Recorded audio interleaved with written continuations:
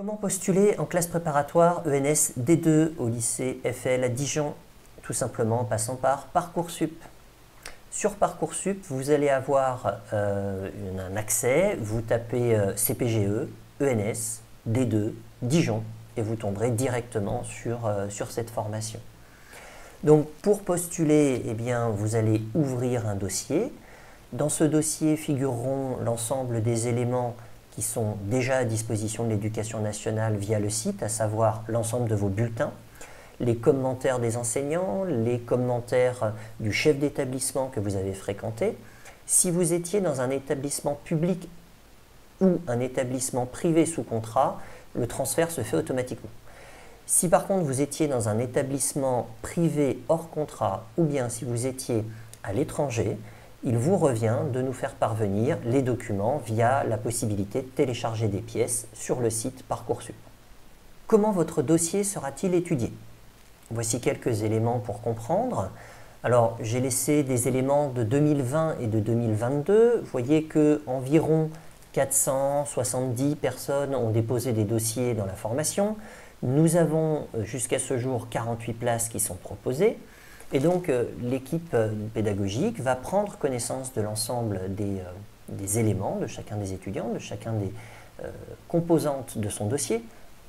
Et on va hiérarchiser les candidatures du premier jusqu'au dernier.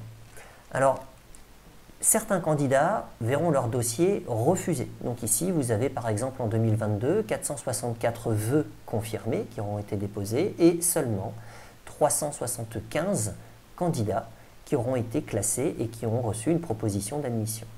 Donc ici, il s'agit en fait de voir que certains dossiers seront considérés comme n'ayant pas un niveau suffisant pour réussir en classe préparatoire. Ils sont donc refusés. Tous les autres sont classés. Comment sont classés les dossiers? Eh bien, en fonction de critères que vous retrouvez sur Parcoursup, ils sont publics et que vous retrouvez sur la partie droite de cet écran.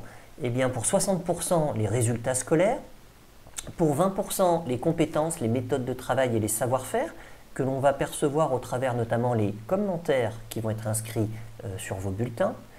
Le savoir-être, même chose, que l'on essaie d'identifier au travers ce qui est rédigé sur votre bulletin. Ensuite, la motivation et la cohérence du projet. Ça, c'est la lecture de votre lettre de motivation qui va nous permettre de nous assurer que vous postulez bien dans la formation qui vous convient. Et enfin, les engagements, les activités, les centres d'intérêt. Nous valorisons des élèves qui ont des capacités d'ouverture d'esprit, des capacités de travail supplémentaires. Et donc, ça participe à mettre en avant certains dossiers. Si on va un petit peu plus loin dans l'analyse des résultats scolaires, eh bien vous avez le graphique qui est présenté sur la gauche de votre écran. Je rappelle qu'en économie, il y a des mathématiques. Un élève qui serait en grande difficulté en mathématiques a très peu de probabilité de réussir dans la discipline. Par contre, il ne s'agit pas forcément d'aller identifier des matheux. Quelqu'un qui est un expert en mathématiques va peut-être préférer une formation de type purement scientifique. Donc, on regarde les mathématiques et ce critère est essentiel, mais essentiellement pour voir si l'outil mathématique ne vous fait pas peur et vous êtes capable de le manipuler. On regarde ensuite vos compétences en anglais, en économie, en français, en géographie. Ce qu'on cherche à voir là, c'est votre capacité à apprendre et votre capacité à rédiger.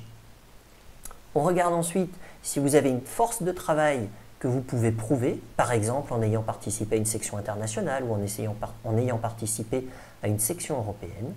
Et enfin, on regarde évidemment l'avis de l'établissement d'origine, l'avis qui est formulé par le chef d'établissement à la lecture de votre dossier. Certaines spécialités sont-elles à privilégier? Je pense que vous avez compris dans mon discours que les mathématiques sont importantes. Si on observe un petit peu une année, qui nous semble être une année type en termes de répartition, on voit qu'en termes de candidature, on a une forte représentation d'élèves qui ont la spécialité mathématique, mais pas que. On a aussi des élèves qui ont par exemple AGGSP, SES. Pour ces candidats-là, on privilégiera des élèves qui ont également l'option maths complémentaire. Il est possible néanmoins de candidater même sans l'option maths complémentaire, mais la probabilité d'être intégré d'une part et la probabilité de réussite d'autre part ensuite sont une vraie question. Vous observez également des candidats qui ont des spécialités totalement différentes et qui réussissent. Donc ça, ce sont les candidats. Si on regarde un petit peu les élèves qui sont effectivement rentrés, vous avez une surreprésentation des élèves qui ont la spécialité mathématique ou pas de spécialité mathématique, mais les maths complémentaires. Mais vous avez aussi quelques élèves qui n'avaient ni l'un ni l'autre. La spécialité SES, elle est évidemment un plus. Elle vous permet pendant 2 ans d'avoir un apprentissage sur les sciences économiques et sociales. Si vous n'avez pas suivi SES, eh bien, tant pis, on va vous donner les éléments pour accéder à cette réflexion-là. Et nous avons des élèves qui avaient, par exemple, mathématiques et puis peut-être physique-chimie, par exemple, qui se destinaient initialement plus à des métiers orientés vers l'ingénierie et qui aujourd'hui visent plutôt l'économie.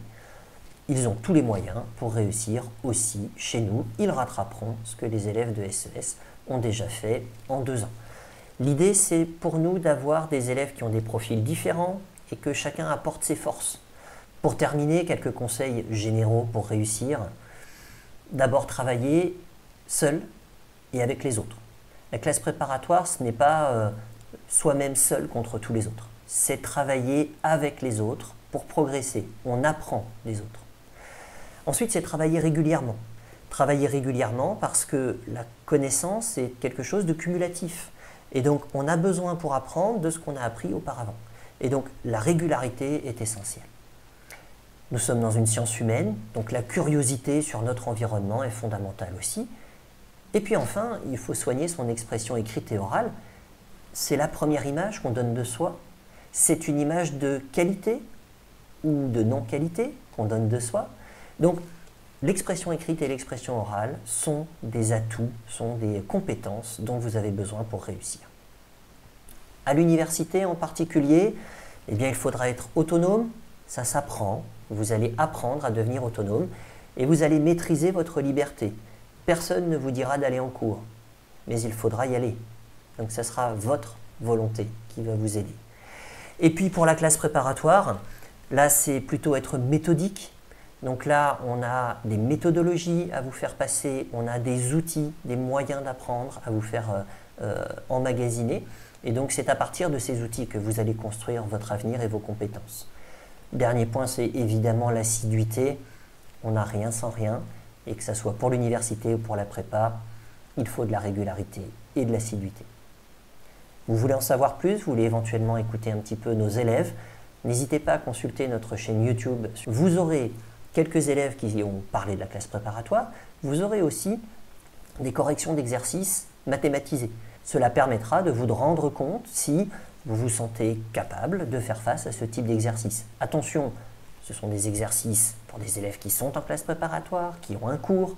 Donc si vous ne comprenez rien, ce n'est pas très grave.